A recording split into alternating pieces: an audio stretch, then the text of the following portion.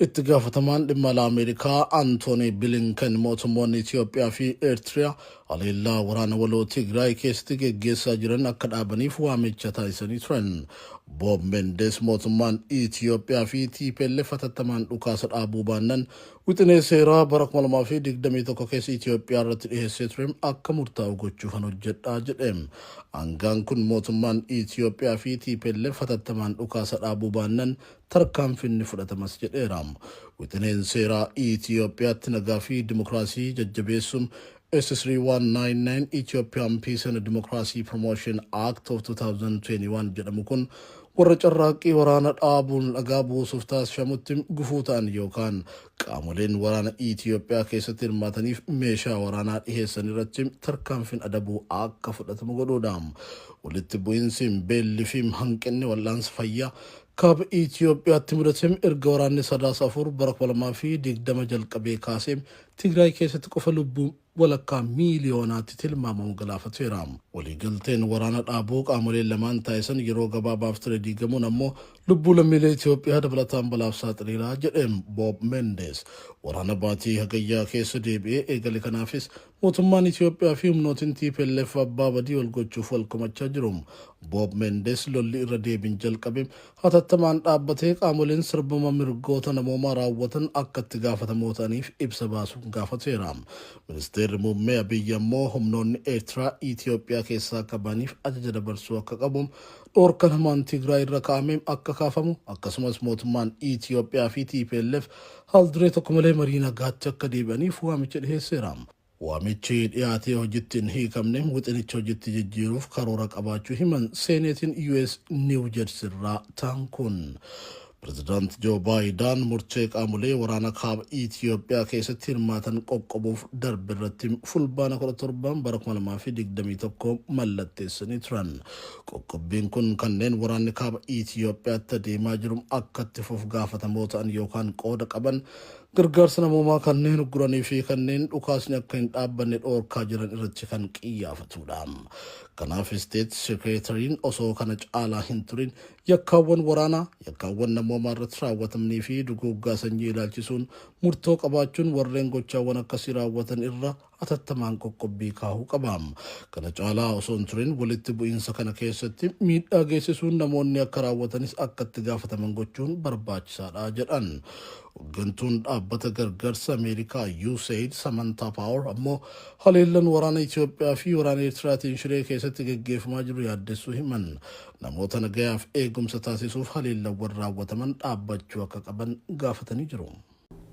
Aanaan Kiiramuu aanaalee godina Wallagga Bahaa daangaa godina Horroo Guduruu Wallaggaa fi naannoo Maratii wal daangessan keessaa tokko yoo taatu haleellaa fiinxaaleyyii maratiin saamamuu fi cabuu erga eegaltee waggaan tokko dabreera.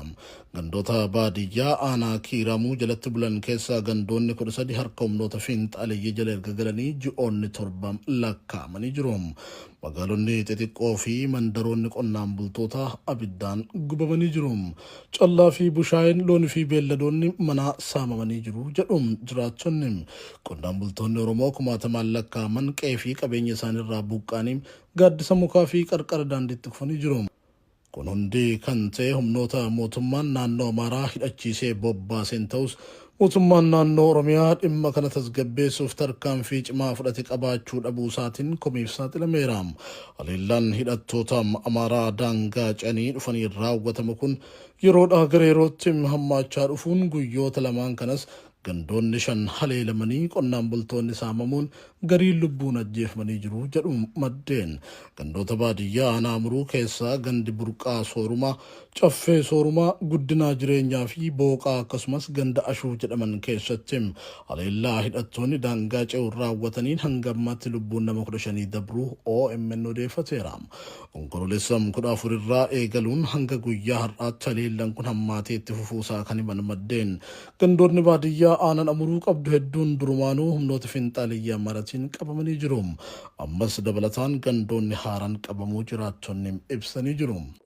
Wanti nuti quba qabnu haga kaleessaatti amma tokko miidhaan godina Wallagga Bahaa aanaa Kiiramuu kanneen akka booqaa fi ashuu jedhamutti lubbuun saba keenyaa hedduu akka darbedha odeessa kaleessa kan nu ga'een daataa yookaan immoo maqaa namoota miidhamanii adda baafachuu yoo dadhabnellee akkasumas humni kun gara amruutti tarkaanfachuudhaaf jechas iddan bakkallee gara sirdaa gomboo affalli jedhamu kanarratti gara goomuun dabalatee dhiibbaa geessisuuf dhufee ture yaa ta'ugaa jabina ijoollee keenyaaf uummata keenyaan gara kiiramuutti galagaluun haaloo sanaati uummata kiiramuu ganda booqaa fi ashoorratti Jiraattonni qe'ee fi qabeenya isaanirraa buqqaafaman gara aanaalee ollaatti baqachaa jiraachuu kan himan maddeen hanga ammaatti qabeenya callaa fi horiin kottee saamame lakkoobsan hin baramne jedhu.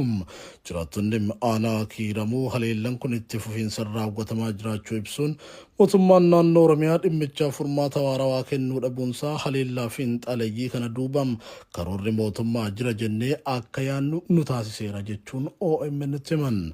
Ganda burqaa soorumaa keessatti namni lama kamisa dabre kan ajjeefaman yoo ta'an namni obbo Gammachuu Margaa jedhaman ammoo ijoollee isaanii waliin manatti rasaasan rukutamuun yeroo ammaa kanam hospitaala jiraachuu odeeffanne. Ganda caffee soorumaa keessatti nama 5, ganda guddinaa jireenyaa keessatti nama 8, ganda booqaa keessatti namni 2 ajjeefamuu maddeen OMN garsirraa dubbisee himanii jiru.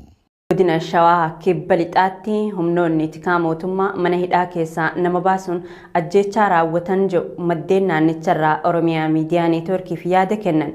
Manguddoo aadde Kokkobee Jaamtuutu mana hidhaa keessaa baafamee ajjeefamee kan jaan maddeen odeessa kana nuuf qoodan. Aadde Kokkobee jiraattuu godina Shawaa kibba lixaa aanaa Qaarsaa Maallimaa ta'uu himani. Aadde Kokkobeen fulbaana 15 bara 2022 ganama abbaa warraa ishee obbo Kiflee Jaankaa hojjetaa mootummaa naannichaa ta'e maqaa waraana bilisummaa Oromoo wajjin hidhata qabda jedhuun caasaan sirna bilxiginnaa aanaa Qaarsaa Maallimaa jalaa hidhee jiruuf nyaata geessuuf osoo jirtu akka qabamteetu ifoome. Humnoonni tikaa mootummaa iddoo addaa Waarkaa jedhamutti konkolaataa keessaa buusanii waraana bilisummaa Oromootiif qaltee geessaa jirte jechuun qabanii mana hidhaatti darbuu odeeffannee jira. Aadde Kokkobeen badii takka malee guyyaa dheengaddaa gaafa onkololeessa 14 bara 2022 mana hidhaa keessaa baafamtee akka ajjeefamte maddeen himaniiti jiru. Hidhattoonni mootummaa bilxiginnaa tarkaanfii maatii kana irratti fudhatan isaan ga'u hanqate qe'ee isaanii dabalatee manneen namoota 6 ibiddaan akka gubanis ibsameeti jira. Aanaalee godinaalee Harargee Bahaa fi Lixaa hedduu keessatti humnoonni mootummaa dargaggoota adamsanii hidhuun sababa garaagaraatiin maallaqa uummatarraa saamaa jiraachuu jiraattonni Oromiyaa Miidiyaa Neetwoorkitti himani. Godinaalee kanneen keessatti dheerachuu bonaatiin hongeen mudate gara beelaatti jijjiirame hawaasa hubaa jiraachuun ni beekama. Jiraattonni Harargee lamaan irraa Oromiyaa Miidiyaa Neetwoorkii dubbise akka himanitti hongee waggoota 3 godinoota lamaan irra tureen miidhaan lubbuu beeyladaa fi namaarra ga'ee jiraachuu himani. Qaamni mootummaa rakkoo kanaafuu osoo hin dhimmamin saamicha maallaqaa nurratti gaggeessaa jiraa jiru. Saamicha kanas karaa adda addaatiin nurratti gaggeessaa jiraa kan jaan jiraattonni fakkeenyaaf maqaa deeggarsa raayyaa ittisa biyyaa jedhuun maallaqa funaanuu dargaggoota daandiirraa guuree mana hidhaatti galchee ka'ee maatiidhaan maallaqa kaffalaa baafadhaa jechuu fi kan kana fakkaatan faadhaa jiru. Akka fakkeenyaatti lixa Harargeetti kan argamtu aanaa Xuulloo magaalaa Hirnaa irraa kanneen dubbifni akka himanitti dargaggoonni magaalatti gadi bahanii ol galuu hanqatanii jiru. Wayita bahan ni hidhamu. Erga hidhamanii birrii 5,000 hanga 10,000 maatii kaffalchiisuu jiru jiraattonni naannicharraa yaadanuuf kennan. Magaalaa Awwadaay keessatti ammoo dargaggoonni magaalaa fi baadiyyaa naannoo ishii gooliinsa hamaa jala jiraachuu jiraattonni himaniiti jiru. Maqaa deeggarsa raayyaa ittisa biyyaatiin maallaqa guuruunis hammaatee jiraa jiru. Namoota ilmaan hin qabne akkasuma humna hin qabnes maallaqa fidaa jedhanii dararaa jiraachuu kan himan maddeen haalli wal fakkaataan aanaalee godinaalee lameenii hedduu keessatti raawwatamaa jiraachuu himanii kuni ammoo yaaddoo itti uumuu dubbatu. Pireezidaantiin Raashiyaa Vilaadimiir Puutiin ammaan tanatti Yuukireen irratti haleellaa bal'aa raawwachuun hin barbaachisu jedhani. tibbana haleellaa boombii cimaa magaalota Yuukireen irratti erga raawwatanii boodadha. Puutiin kana kan dubbatan iddoowwan haleeluuf karoorsine harka caalaa haleellee jirra. Kanarra Yuukireen balleessuuf kaayyoo hin qabnuu jedhan Puutiin. Kaayyoon Raashiyaan dhiirota 300,000 loltummaaf gurmeessuudha. Kanas torbaan lama keessatti galmaan geenyaa jedhe